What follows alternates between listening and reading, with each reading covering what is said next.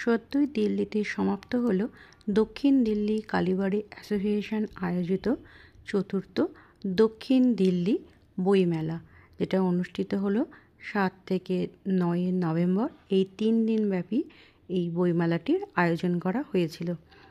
এখানে এই বইমেলাটি দক্ষিণ দিল্লি কালীবাড়ির বেসমেন্টে আয়োজন করা হয়েছিল। এটা হচ্ছে এন্ট্রেন্স গেট।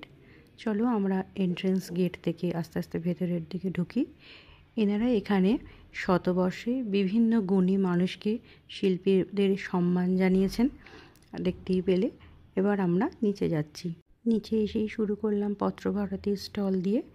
এরপর একে একে বিভিন্ন স্টল ঘুরে দেখব। পত্রভারতীর পাশেই রয়েছে এইটি দক্ষা ভারতী। এই স্টলটি অনেক কলকাতার পাবলিশার্সরাই এখানে এসেছিলেন। ছোট ছোট স্টল রয়েছে, তোমরা দেখতে পাচ্ছ।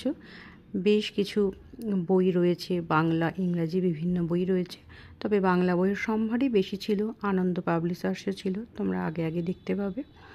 যেহেতু দিল্লিতে যে ইন্টারন্যাশনাল বুক ফেয়ার হয়, ওখানে শুধুমাত্র ইংরাজি বই আমি দেখেছি, বাংলা বইয়ের সম্ভার আমি বিশেষ দেখিনি, মানে আমার চোখে পড়েনি।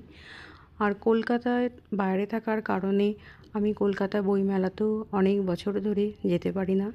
তাই এই দক্ষিণ দিল্লি কালীবাড়ি আয়োজিত বইমেলাটি আমার কাছে বাংলা বই পাওয়ার একটা সুবর্ণ সুযোগ করে দিয়েছিল। এই বইমেলা থেকে আমি অবশ্যই কিছু বাংলা বই সংগ্রহ করেছি, কারণ বাংলা গল্প উপন্যাসের আমি খুবই ভক্ত, পড়তে আমার খুবই ভালো লাগে। তো তোমাদেরকে দেখাচ্ছি আমি এই বইমেলা থেকে কি কি বই সংগ্রহ করেছি।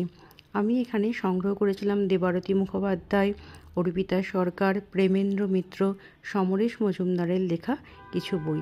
যেমন দেশ পাবলিশার্স থেকে আমি নিয়েছিলাম সমরেশ মজুমদারের 5টি রহস্য উপন্যাস, প্রেমেন্দ্র মিত্রের গোয়েন্দা, পরাশর বর্মা সমগ্র 1, এই দুটি আমি দেশ পাবলিশার্স থেকে সংগ্রহ করেছিলাম।